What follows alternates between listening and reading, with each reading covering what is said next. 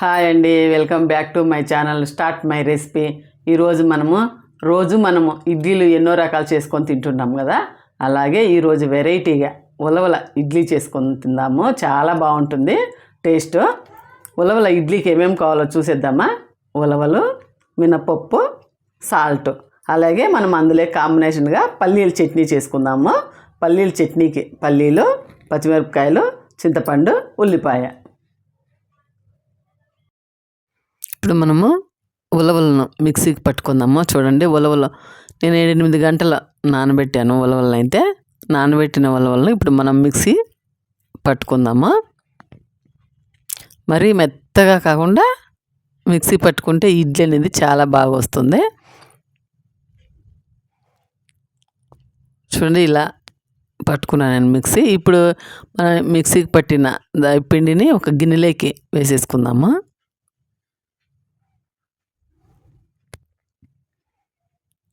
చాలా ఆరోగ్యంగా ఎవరైనా తినగలిగే ఇడ్లీ చాలా బాగుంటుంది. చూడండి, మినపప్పును అంతేను 4-5 గంటలు నానబెట్టుకున్నాను. కొద్దిగా నీళ్ళు వేసుకొని మిక్సీలో తిప్పేసుకుందాము.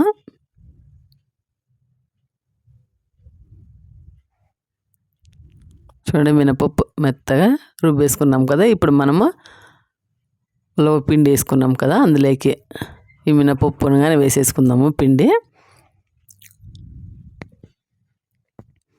మనమేం నైట్ అంతా నానబెట్టాల్సిన అవసరం లేదు. ఈ పిండిని అయితే వెంటనే మనం రుబ్బుకున్నాక వేసేసుకుంటే చాలా బాగా వచ్చాయి ఇడ్లీలు అయితే.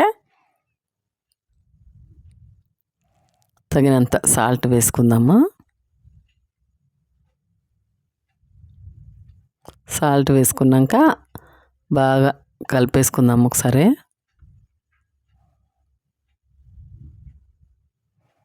అయితే ఇడ్లీ తీసుకున్నాను చూడండి. ఇడ్లీ వేసుకున్న దానికి నేనైతే ఆయిల్ అయితే అప్లై చేస్తున్నాను. ఇలా ఆయిల్ అప్లై చేయడం వల్ల ఇడ్లీ అనేటివి ఈజీగా తీసుకోవడానికి వస్తాయి.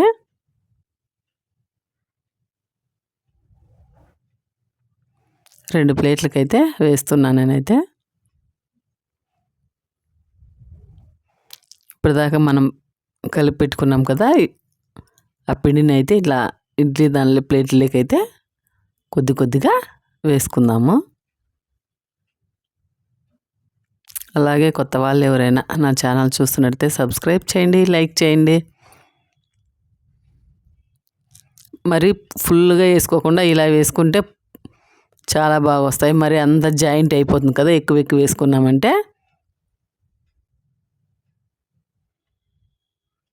చూడండి, ఈ మాత్రం అయితే సరిపోతుంది.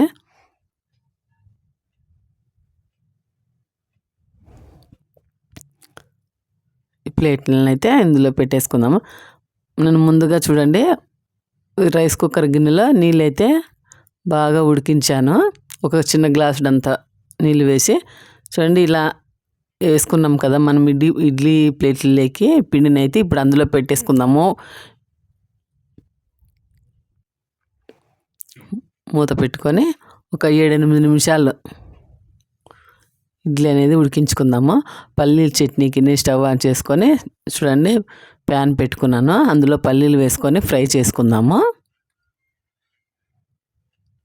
ఇంకొక సైడ్ ఇడ్లీలు అయితే పెట్టుకున్నాం కదా, ఈ సైడ్లో అయితే పల్లీలు అయితే వేయించుకుందాము.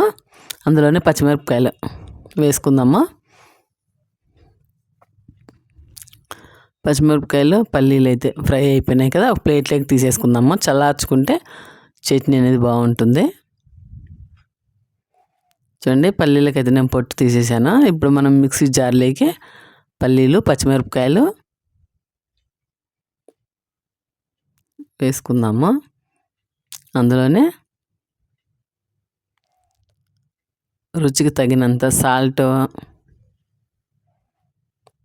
చింతపండు గుజ్జు కొద్దిగా అంత వేసుకుందాము. మూత పెట్టేసుకొని మిక్సీ పట్టేసుకుందాము.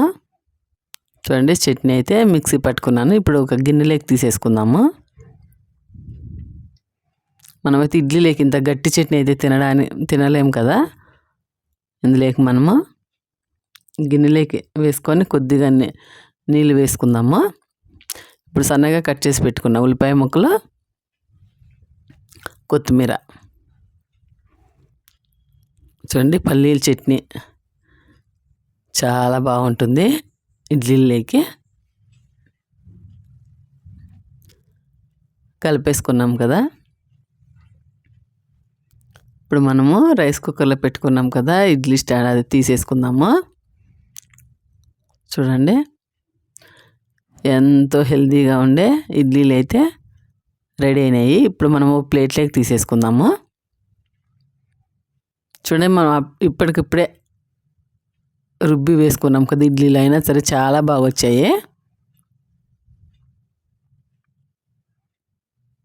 10 నిమిషాల్లోనే చట్నీను ఇడ్లీ కూడా రెడీ అయిపోతుంది. చాలా బాగా స్మూత్గా ఉన్న ఇడ్లీలు అయితే చూడండి ఎంత మెత్తగా ఉన్నాయో. అలాగే ఈ ప్లేట్లో తీసేసుకుందాము. ఎంతో హెల్తీగా తినాలనుకునే వారి కోసం ఉలవల ఇడ్లీ చాలా బాగా వచ్చింది. అలాగే పల్లీల చట్నీతో తింటే చాలా బాగుంటుంది. అలాగే ఈ ఉలవల ఇడ్లీ పల్లీల చట్నీ మీకు నచ్చినట్లయితే సబ్స్క్రైబ్ చేయండి, లైక్ చేయండి, కామెంట్ అయితే పెట్టండి ఎలా వచ్చిందనేసి.